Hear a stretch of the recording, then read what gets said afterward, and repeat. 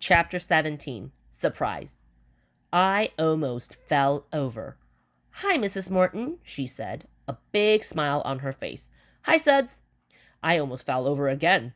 "You call me Suds," she laughed. "Well, I'm in your territory now, so Suds it is." My mother invited her in.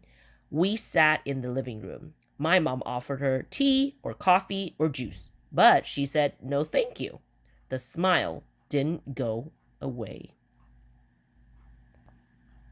But it changed. She took a deep breath. She spoke to my mother. I felt I should stop by because now she spoke to me. I could see how the events of the day were affecting Suds. What was she talking about? "Did your son tell you that the first halo went to Constantina Pappas?" she said. "Yes, he did," said my mother, "as soon as he got home from school." Mrs. Sims reached over and gave me a knee pat as if I did something great. "Good," she said, "and I was happy to see you join the others in congratulating Constantina. I know how badly you wanted that halo, Suds. I know how hard you tried. I didn't know what to say, and I still didn't know what she was doing in my house." Now she was looking at me like I was the only person in the world. "Suds, you are an angel. You'll get your halo soon enough." I got the feeling she could see inside me. "You were disappointed you didn't get it this morning, weren't you?" "A little," I said. "But not really surprised?" "Not really." "Why not?" "I thought Darren Tapp would get it." "Ah, Darren Tapp. Yes." She looked at my mother. "Another boss angel." "And the blurts?" I said. Her eyes went wide. "The blurts?" The first couple days of school," I said, "I kept blurting out stuff without raising my hand. I guess that sunk me." Mrs. Sims and my mother both broke out laughing. I don't know what was so funny. When Mrs. Sims stopped laughing, she said, "So, you must have been really surprised that Constantina Pappas got it." I nodded.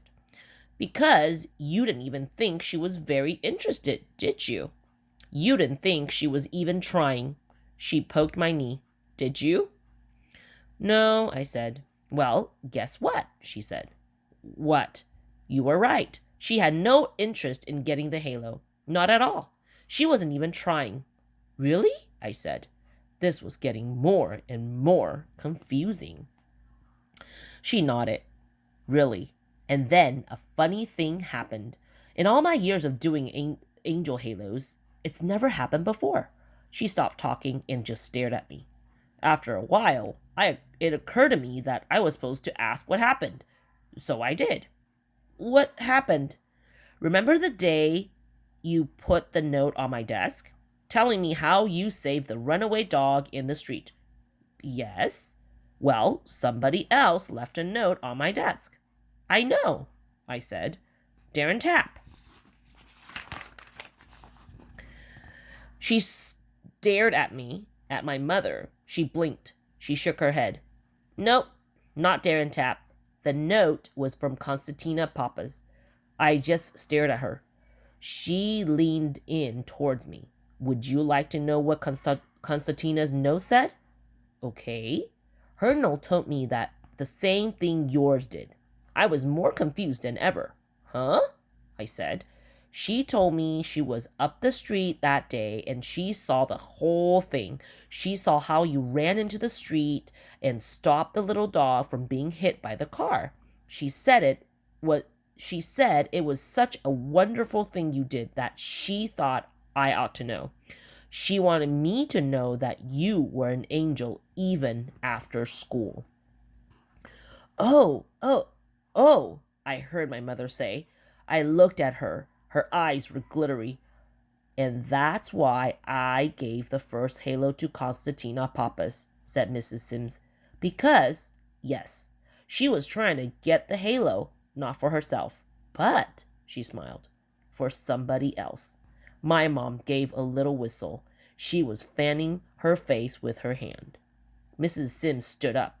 "Well, gotta go. Speaking of dogs, it's way past Mr. Model's dinner time."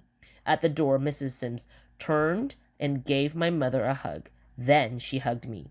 The door was shut when suddenly I thought of something.